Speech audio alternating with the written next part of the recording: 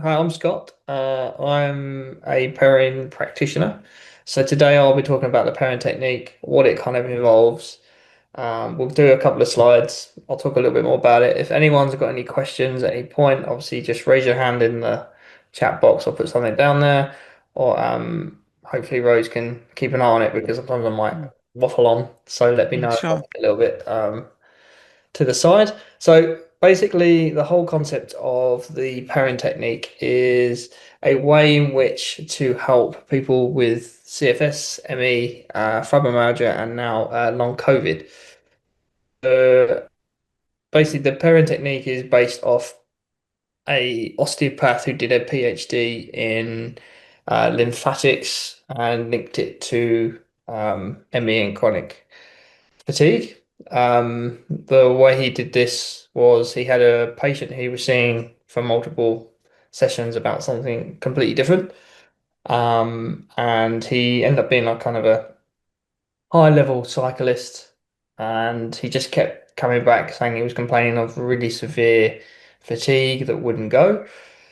And Dr. Perrin basically highlighted and found that there was some similarities in the body structure and posture and certain elements of the body that were implementing some kind of symptoms towards it. So he did a PhD in all of this, and over this was kind of early 1990s. So over the last 30 years, he's done more research into it, and they've done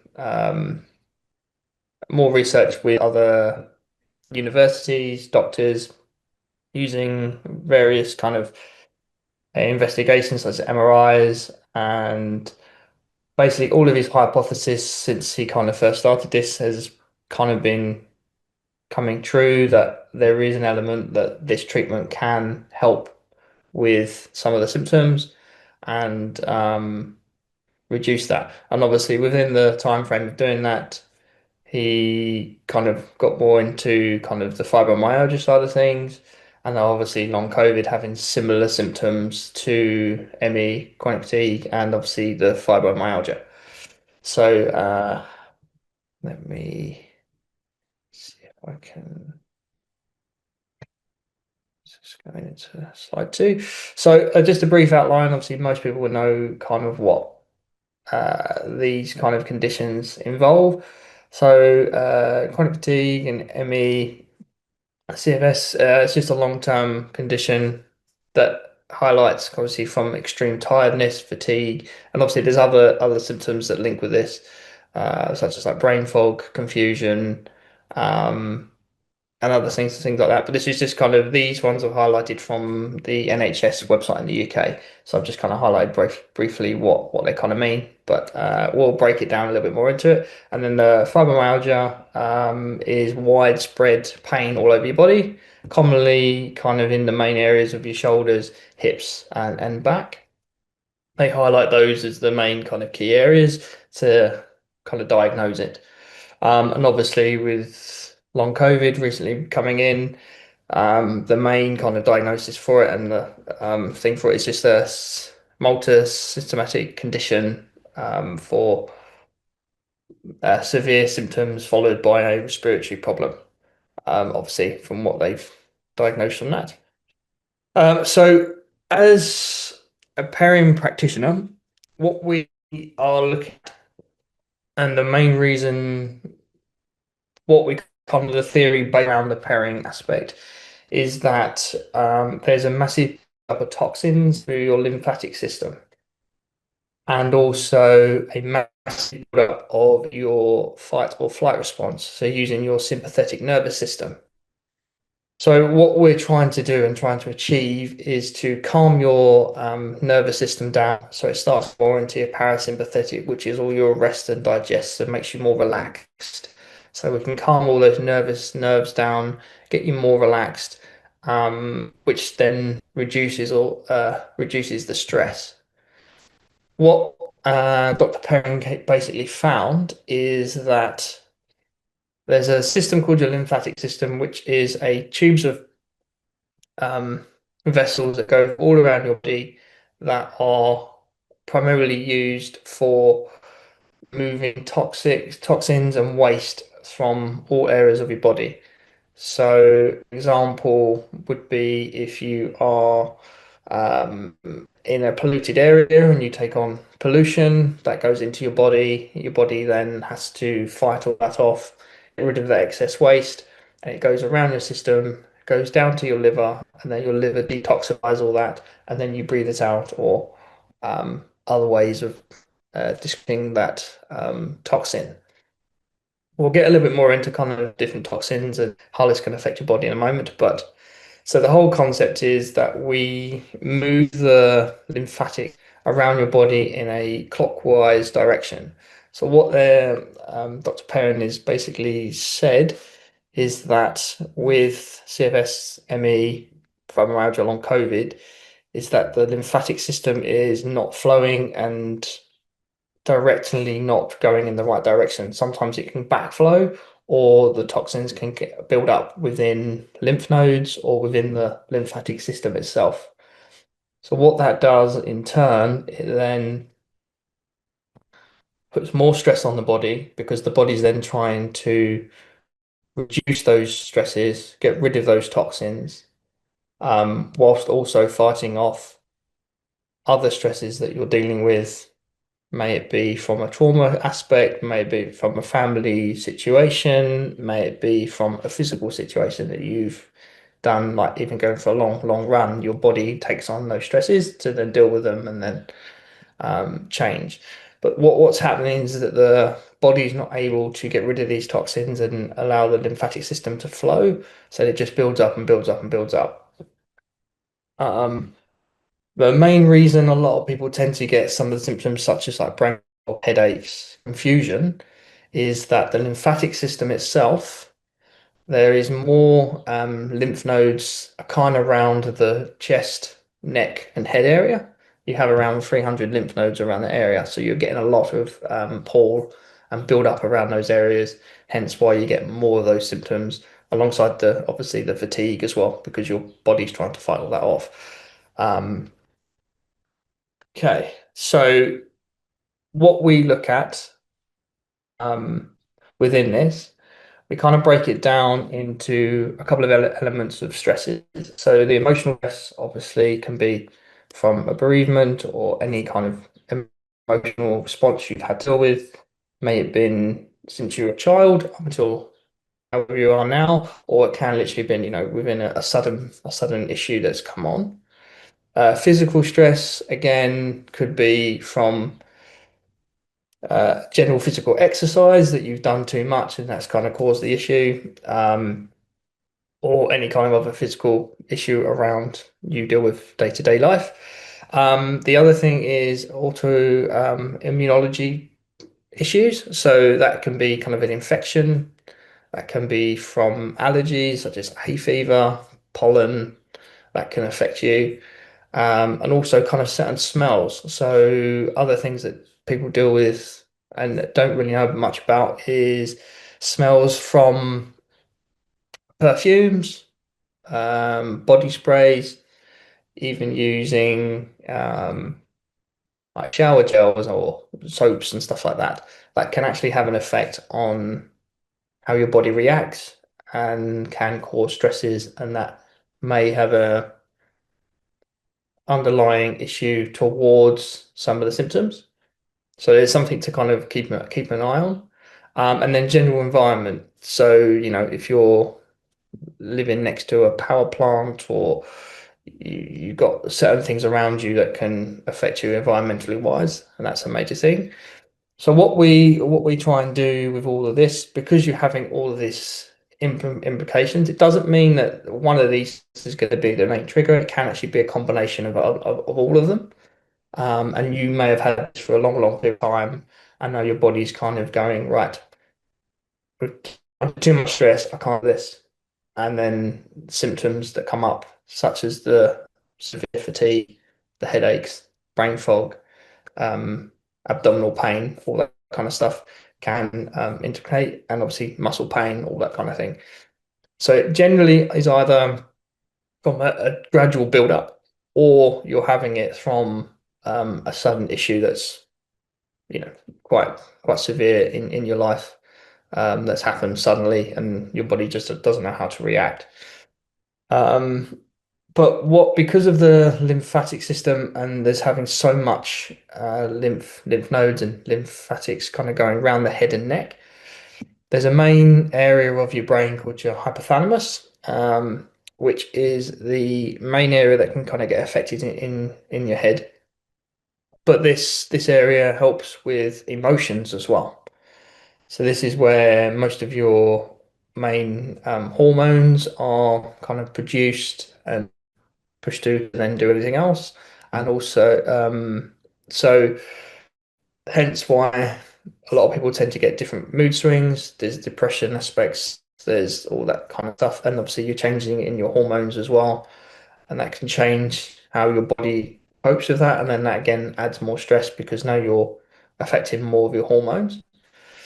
So that's why this can be quite debilitating issue. And a lot of people get a vast variety of different symptoms, and everyone's different.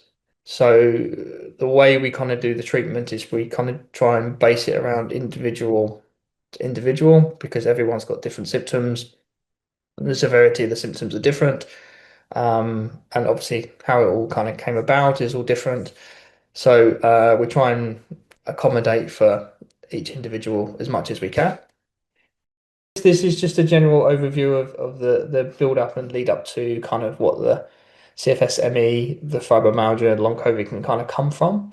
So basically what we've just been talking about is just kind of an overview. So obviously you're getting a stress response, which is then causing the sympathetic nervous system to overload, which is all your fight or flight response. So you're heightened, if you're heightening all your nervous system. Because it gets built up and built and overloaded, you're getting kind of a nervous system kind of not being able to cope with that. And then that increases restriction in blood flow, restriction in the lymphatic drainage. So then again, that builds up and builds up, and you're getting more of the toxins not being able to be drained away. And then obviously the buildup becomes more and more within your brain and spinal cord because of the lymphatics around those areas that there's just a more buildup of those. And within your spinal cord is where most of your sympathetic nervous system sits. So kind of between your shoulder blades to kind of lower end of your rib cage is where all your sympathetic nervous system sits.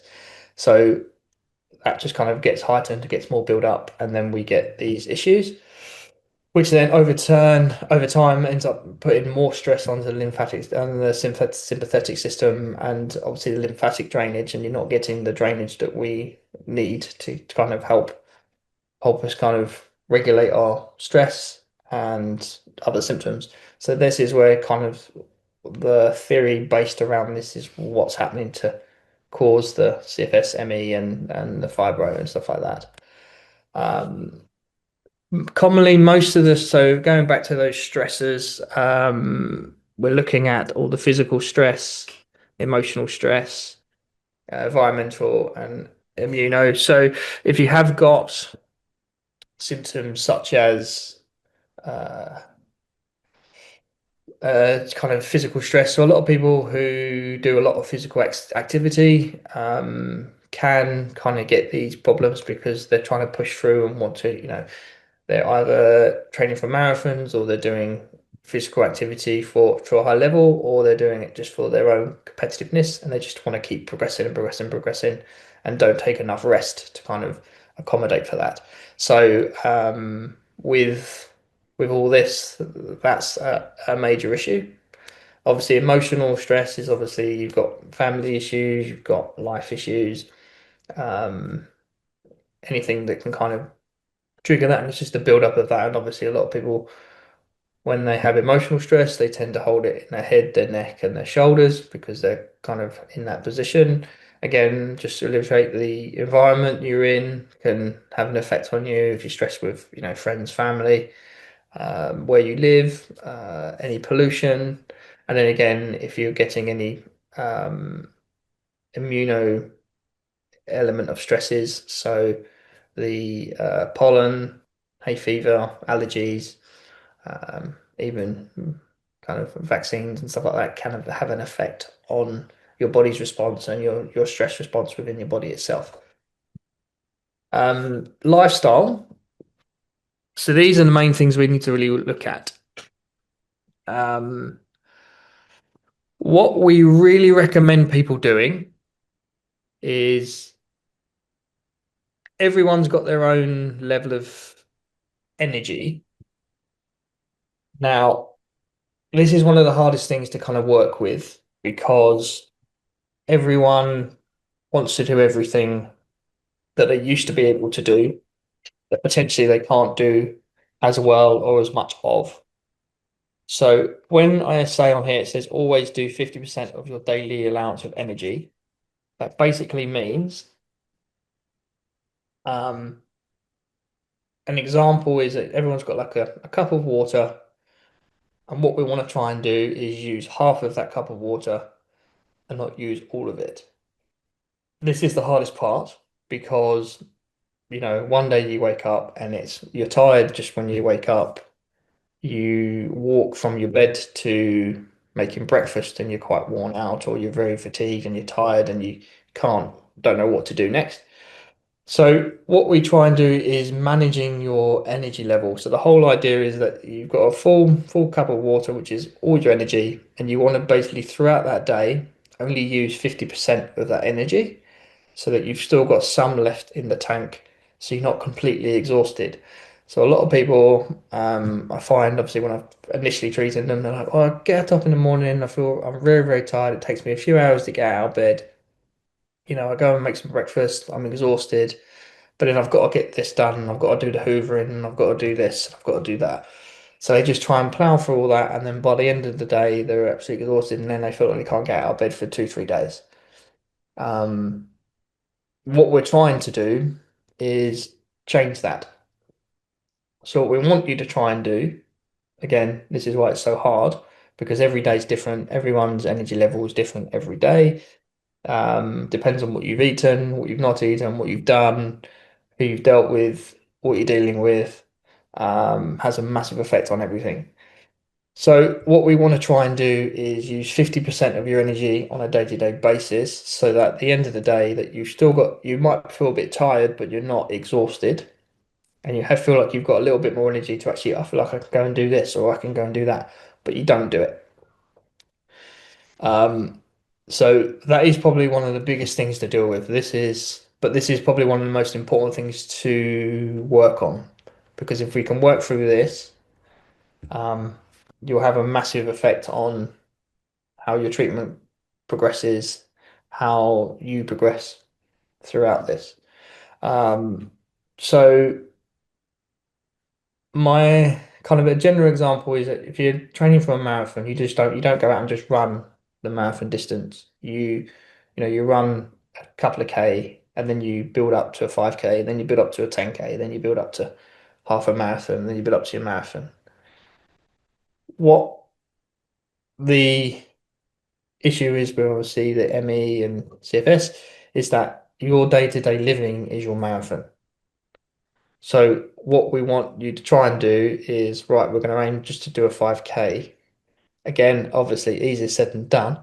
And that's the most challenging aspect. So what we're trying to do is you have a list of a few things you need to get done that day. Have a look at them and be like, right, do I actually need to get that done? 9 times out of 10, you probably don't need to do it that day. Leave it for the next day. Look at the list and go, okay, what do I actually need to get this done? Okay, I need to get that done. Go and do that, and then don't do anything else. Or, reduce doing anything else that you're doing. If obviously you live on your own, it's a lot harder because you're having to get up and make breakfast, you're having to do so it's kind of trying to manage your energy level, how you're feeling that day. Okay, I have a bit of energy, I'll go and do that, then I'll go and have a rest. Then I'll sit down and I'll rest and I'll just relax. And then when you get a little more energy throughout the day, okay, well, I'll go and do that and I'll have a shower, or I won't have a shower today, I'll have a shower tomorrow. So it all depends on how you're feeling. So this is why it's very, very hard to manage. But we want you to have that in mind so that you can, over time, increase that energy level so that you're not using it so much. But the whole idea is that we end up getting a bigger and bigger cup, that then your energy level starts to increase. and then over time you start getting more energy, and then you can get back to doing normal daily activities and potentially going on to doing further things that you wanted to do or whatever it might be you want to do. Uh, but that is the biggest hoop to jump through. Next thing, one of the major things we try and get people to work on is posture.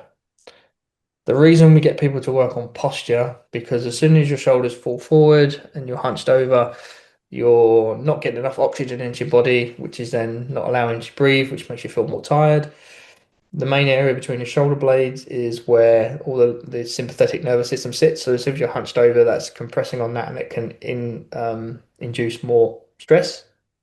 So we're trying to get everyone to kind of open up their chest, kind of stand up straighter, move around. So it gives you more mobility through your spine, which then releases off muscle tightness and helps you feel a bit more relaxed. So you're not kind of up in your shoulders, you're more relaxed down through your shoulders, and you can just kind of relax a bit more.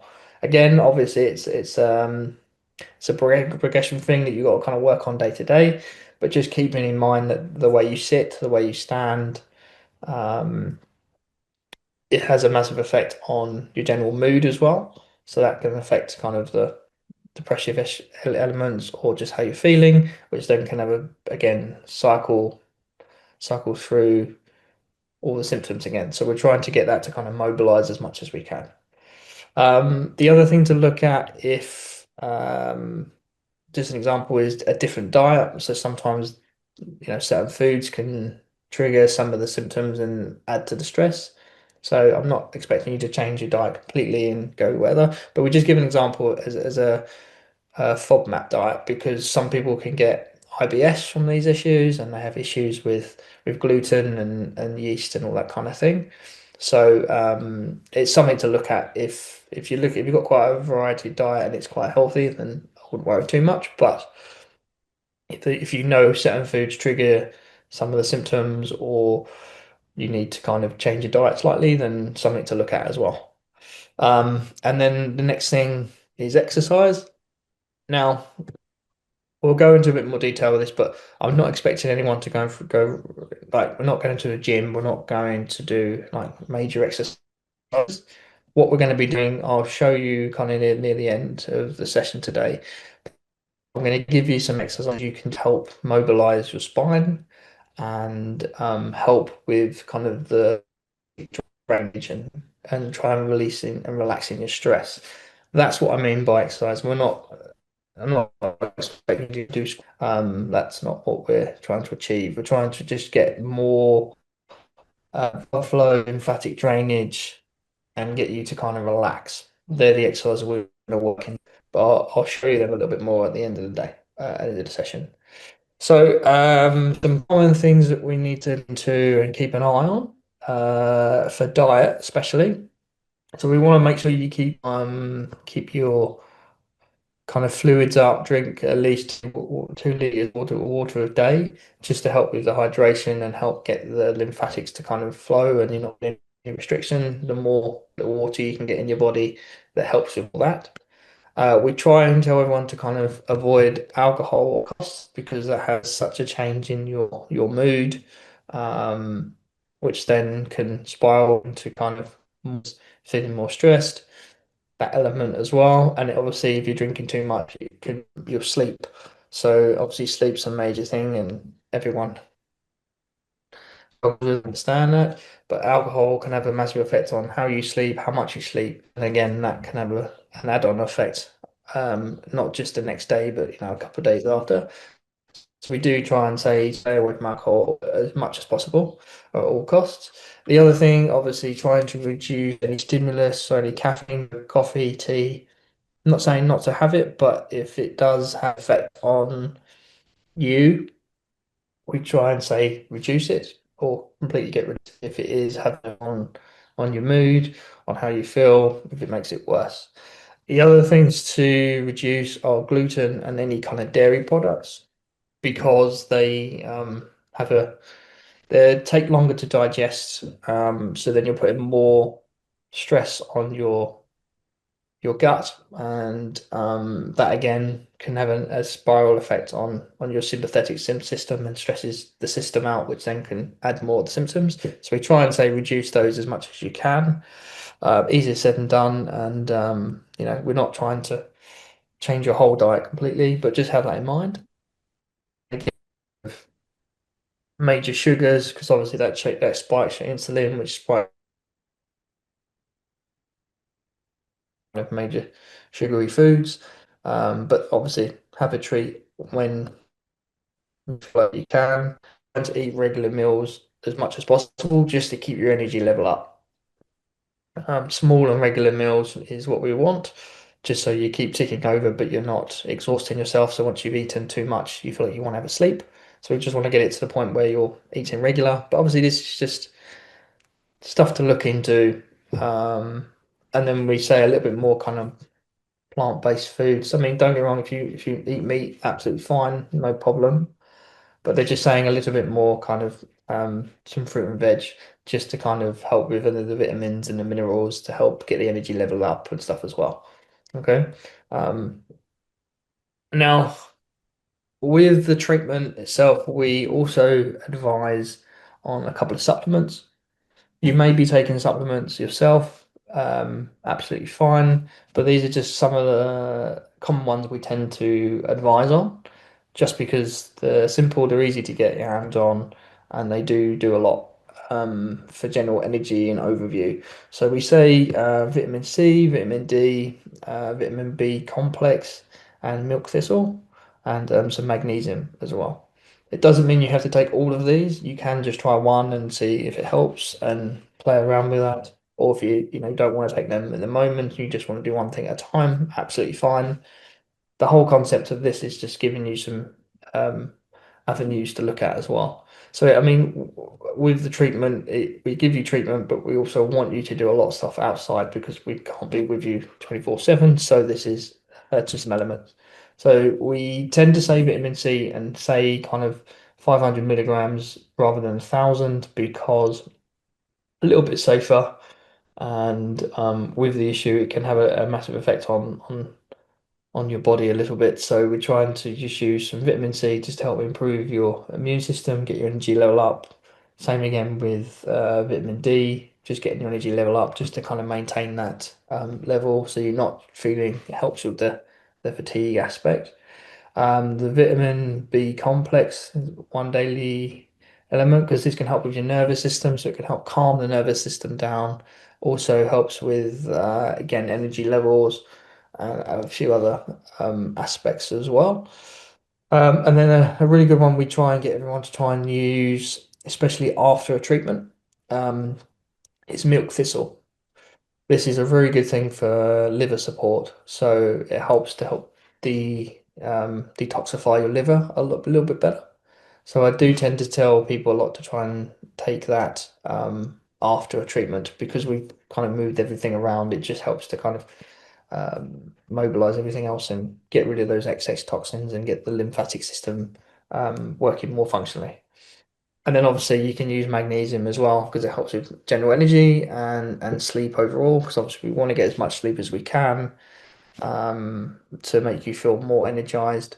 Because obviously sleep itself is a major um, detoxification of the lymphatic system. So if you get a good night's sleep, it really helps to drain all that lymphatics out. So then you feel more energized for the next day.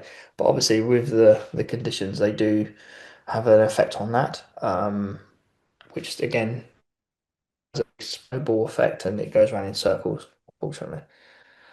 Um, okay, so this is a major thing we look into. This is called the Perrin Jigsaw. So we look at the four elements. So this is relaxation, pacing, meditation, and rest. So I'll talk you through each one. So relaxation is finding something that you enjoy doing that takes your mind off everything and you can kind of zone into it. This can, it doesn't matter. You don't have to be doing this for hours. You could be doing this for a couple of minutes, 5 minutes, 10 minutes, whatever it may be. But your relaxation is finding something you enjoy doing. That may be going for a light walk, that may be sitting watching TV, that may be reading a book, that might just be sitting and relaxing in your garden. Who knows? Whatever that may be, it's finding something you really enjoy doing that takes your mind off everything else and helps you to de-stress. The rest, obviously, is try and get adequate sleep, adequate rest, making sure you're resting throughout the day, in between activities and stuff that you're doing, so that you're not over pushing you're not pushing yourself too much, and you're kind of accommodating for it as much as you can. Obviously, it changes every day. Meditation, if you want to go and generally meditate, then all means do so. But this again doesn't mean you have to, sit cross-legged and start humming and all that kind of thing. It just means that you, again, with the relaxation, meditation, finding something that you enjoy doing takes your mind off anything, and you can kind of get into it. That helps you relax, really, just to try and get that nervous system to kind of regulate in a nicer way. So, um, yeah, so it doesn't have to be that you're sitting cross-legged and listening to a meditation or podcast or music or whatever. Whatever you find that helps you take your mind off it and helps you relax, then all means do so.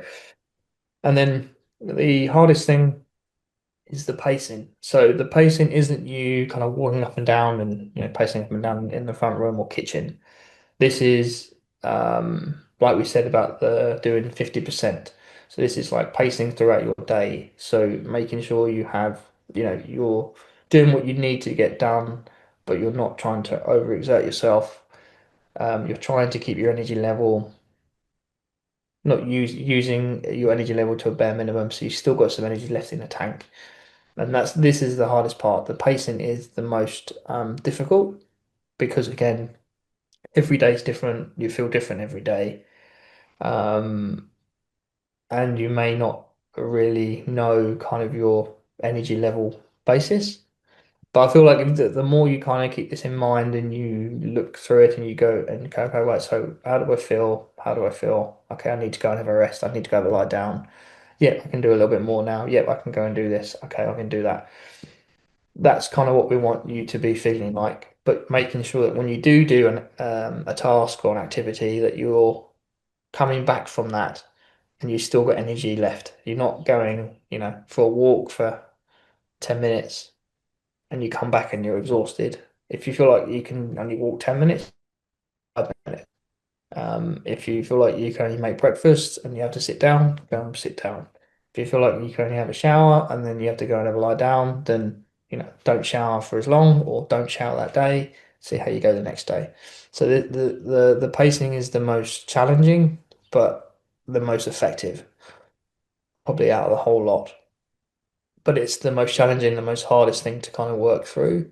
So do please keep that in mind. But and if you were to try and obviously do these, then fantastic. But it is going to be an uphill battle. The concept with the Perrin issue is that we have you may feel great and then you can go a bit low, then you feel great, then you feel low, and it kind of does this kind of waving aspect. But the concept is that even if we're doing this, we're slowly going up as we do it, so that over time your energy level will slowly increase and you'll be able to do a little bit more, but you're not using all of your energy again, and then you're slowly starting, as they say, filling your cup. Okay. Is there anyone any questions before I carry on? Because I know I've been kind of waffling on a little bit. Um, I don't want to kind of confuse anyone or stress. Oh, well, some of the messaging is, exactly what we recommend, start with pacing. Yeah, Yeah. stop, rest, pace. We sort of use that mantra and, finding joy, finding things that we And again, yeah, can just bring some lightness. Yeah, so yeah. yeah, very similar. Easy and Mm, done. But just having that in mind, really, which is great. mm, mm. And obviously, we also potentially, we depend on the patient who we're dealing with. We also look at other avenues. So, see counseling, kind of talk therapy. That seems to be really, really good for some. people, they need to deal with certain things. So that can have a massive effect on their mood and everything else as well. And then obviously acupuncture is another thing we kind of advise people to get potentially to go alongside what we're doing. There's some studies around it that actually have quite a good effect on release kind of stress and kind of trigger points, and especially kind of for like fibromyalgia, with the muscle ache pains. They're very good at kind of like releasing that aspect. And then also hydrotherapy. There's been some good studies based around kind of the oxygen aspect of it and of it having quite a therapeutic response um, to the conditions really.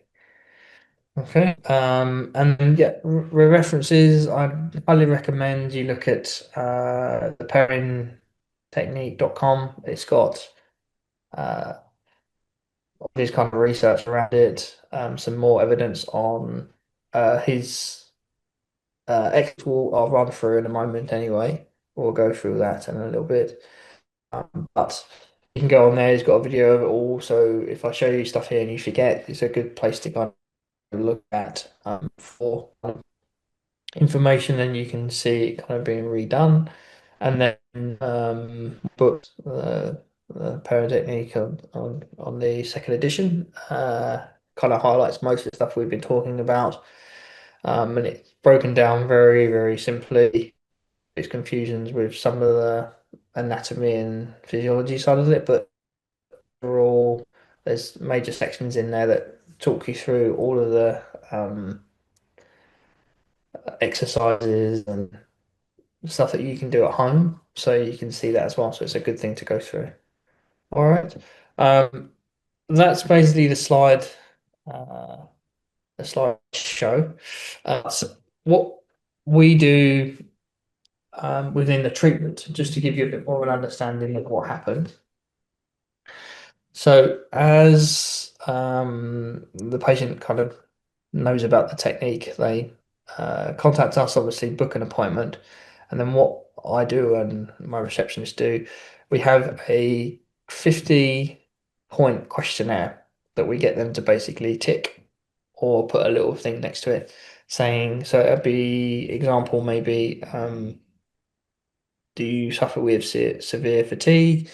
Do you have sleeping problems? Do you have any hallucinations with nightmares? Any issues with any digestive problems, bowel problems, and headaches, severe headaches? And this is like a list of 50 tick boxes basically. And then from that, we work out if the condition is of a MECFS, or is it fibromyalgia, or is it long COVID, or is there anything else that's underlying within it? So it may not be, you may get some of these symptoms, but it actually might not be the condition. It could be something else that needs to be looked at, such as any like rheumatology issues, any arthritis, that kind of stuff, and other stuff as well. So we use that to basically filter out, okay, does the patient have this condition? And then what we do from there, we have another questionnaire that I go through that works out the severity of the condition. So then we can work out basically a rough time frame for how long the treatment will kind of progress, and hopefully we can reduce them over a period. And this can be from 6 months to three, maybe longer, depending on the severity. We work that out with the patient in the room at the same time. So then we can really kind of hone in on hone into the symptoms they've got and really work with that. And commonly we tend to do the first kind of 3 months as a weekly appointment, and then we may span them every 2 weeks, every 3 weeks, once a month. And then ideally, the whole concept is obviously that we can potentially help aid in the recovery. But obviously, there's limits to it. But even if so, we can just do maintenance treatments to kind of help with the symptoms So we're not, just trying to help with those elements.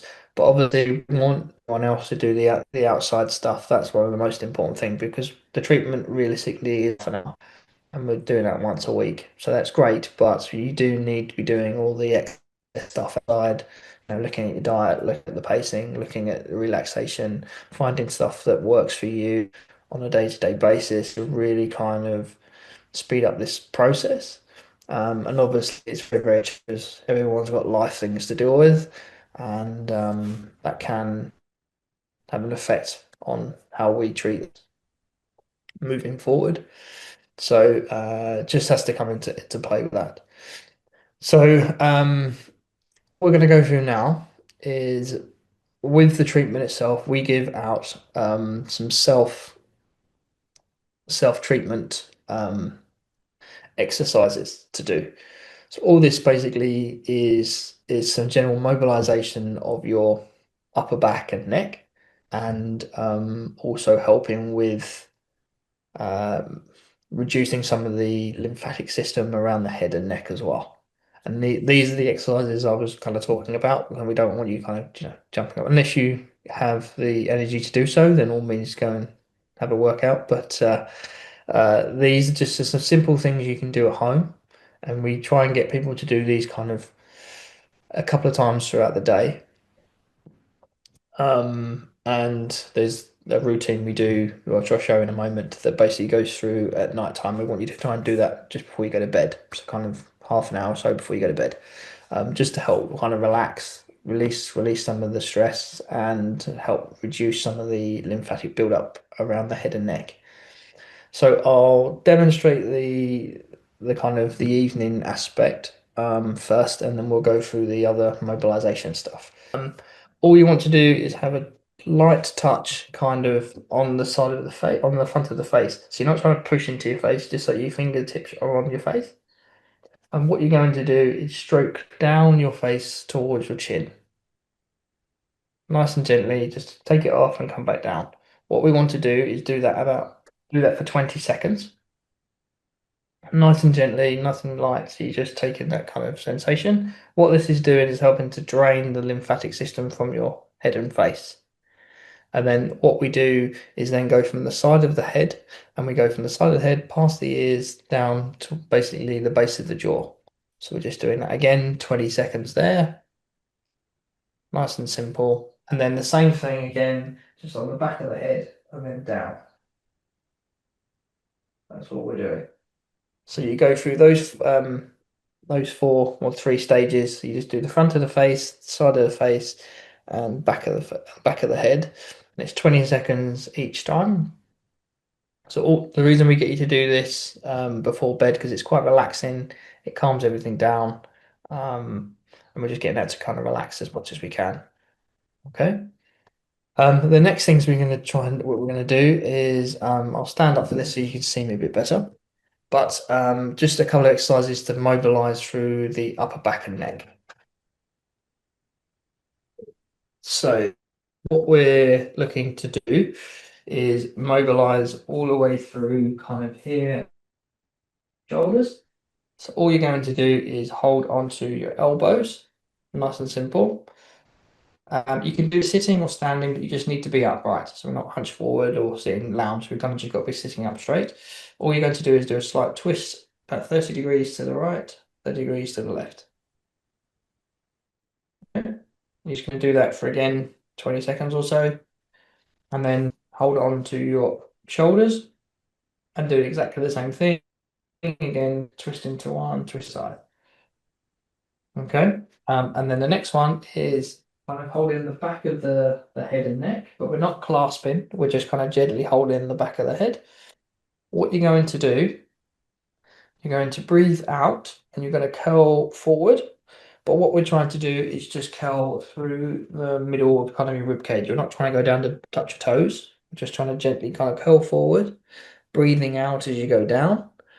And then as you come up, breathe in, and you want to try and push your elbows forward and up. So you're trying to push your chest forward, but you want to keep your elbows into, if you're not taking them out, you're just keeping them to your side. Yeah. So it's curling down, breathing out. And as you come up, you push forward. and you breathe in as you come up. Okay, nice and simple. And then the last one is just circling your shoulders backwards and then forwards. So all we're doing with those exercises is trying to mobilize your upper back and your shoulders and your neck. You want to be doing those exercises at least 3 times a day if you can. Obviously, energy levels and everything else will change, but that's kind of what we're looking to do. So you're just getting a bit more mobility through your upper back, helps with the mobility, helps to reduce any stress and the sympathetic overload. So you're trying to get that to release, and you're helping with the lymphatics to try and mobilize and move. So they're the simple exercises we try and get you to do. Obviously, every day is different, and you may need, you may struggle to do them, but we try and highly recommend if you can try and do them at least 3 times a day. And yeah, just doing a couple of times going that way, a couple of times going forward, and then the twisting. And again, you're not trying to go really fast, it's just a nice tempo that you can kind of manage, but you need to be kind of upright. We don't want you kind of slouching forward or in an awkward position. We want to try and keep your spine and shoulders back and down. So you're keeping that mobility through there. Okay. Mm. All right. Any questions at all? So you were talking about how the treatment differs for different people. Mhm. So you're meaning the treatment that you give Yes. in your sessions, yeah. So can you give some examples of why it might Yeah, differ or so the treatment we tend to do is kind of a massage from kind of chest area up into the head, and then massage down from the neck to the shoulders. We loosen off the back of the head, and then we do some mobilization of your middle back as well. The treatment generally works with the similar kind of treatment for most people, but what we're trying to achieve is depending on where the main symptoms are. We try and focus on that a lot more. We try and get a bit more mobility in certain areas that we may not get with other people, and vice versa. Obviously, a lot of people may just get more headache, may more brain fog, that type of thing. So then we work a little bit more in the head and neck to try and accommodate for that. And then some people may get more postural aspects, so we'll work a little bit more through the upper back and try and mobilize that posture to accommodate for it. But the general treatment itself is just a little bit of articulation of the upper back and neck, and then we do a little bit of massaging from kind of chest, breastbone, down from the base of the ear to the collarbone, and then the back of the neck down to the collarbone as well, because that's where most of the lymphatics sit. So we're just trying to get that to drain as much as we can to then help it kind of circulate in the correct direction.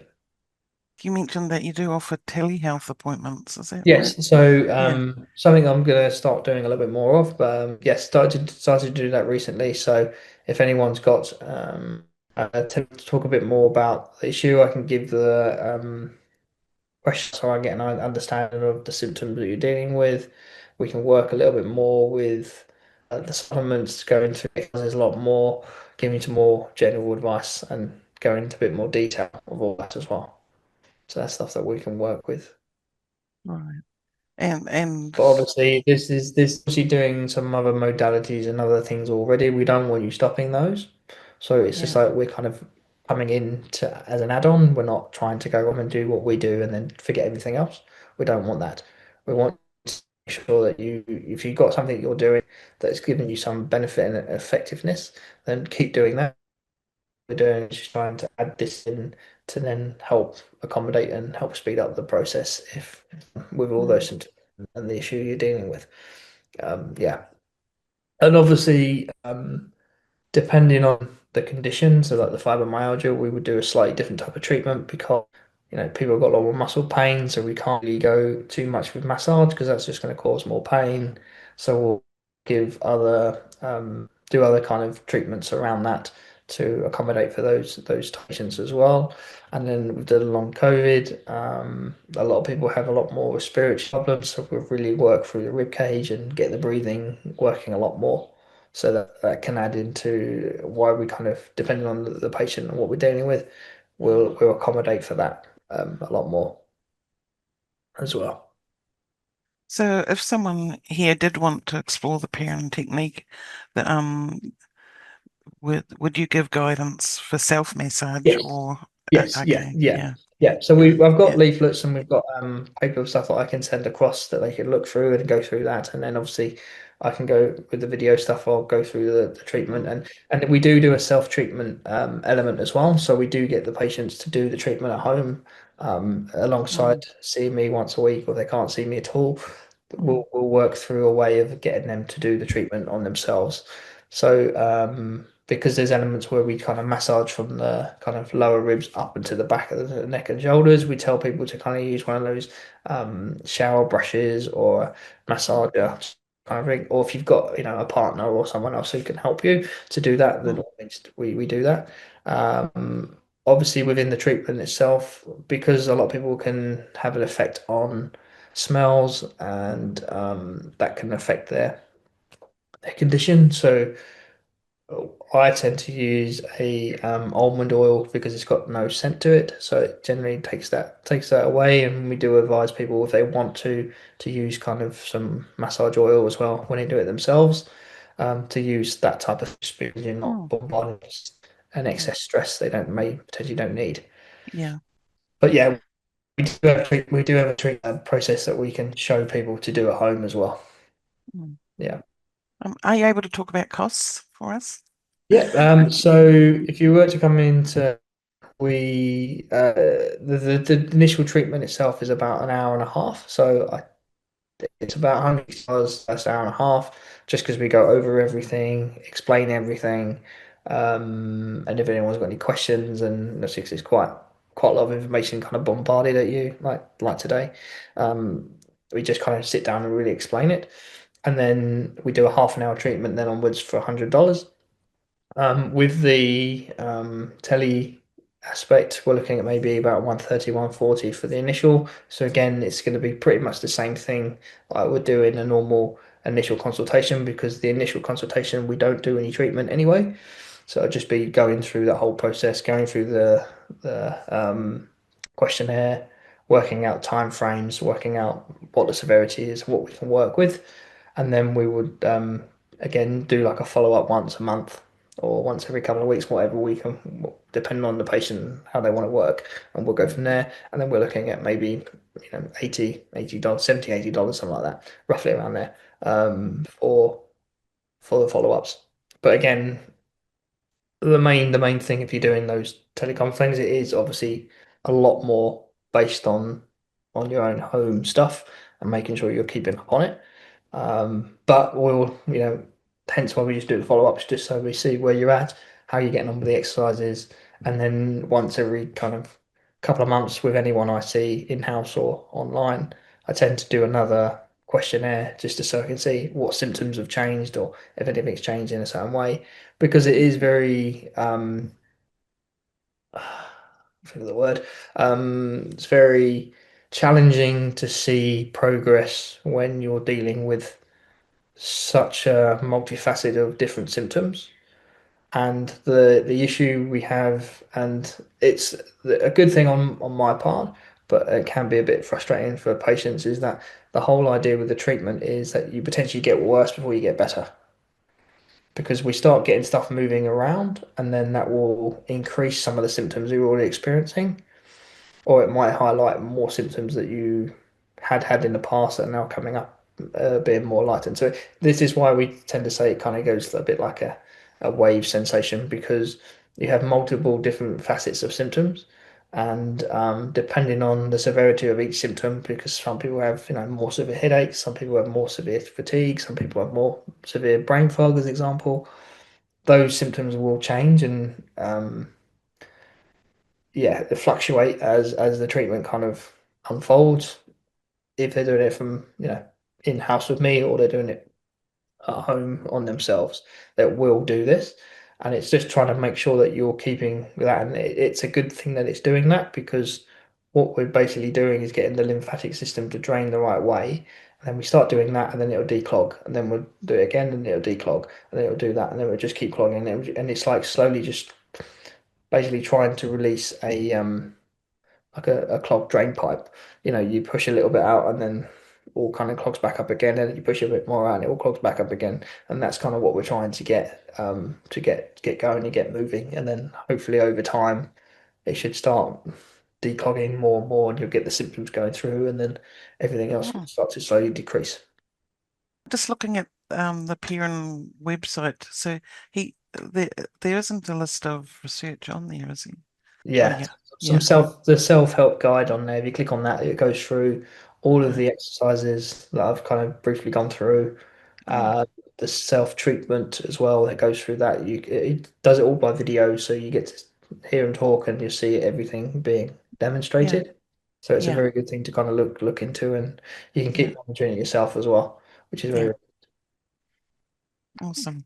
Oh, thank you very much, Scott. That That's was all right. No problem at all. interesting to hear more about it. Yes. We've got a couple of books in the library which we've just recently got about Oh, the great. Perrin technique, but I haven't dived into them yet. And Yes. we've had a couple of people report some improvement through Perrin, Good, but because there is yeah, a couple of chapters on those that just really dive into the self-treatment and the self-exercises. So, if you're not, too worried about the whole anatomy and physiology of where it all comes from, you can just kind of keep going back to those and use them yeah, as well. So, yeah, but yeah, it's quite simple. It's very easy to follow through.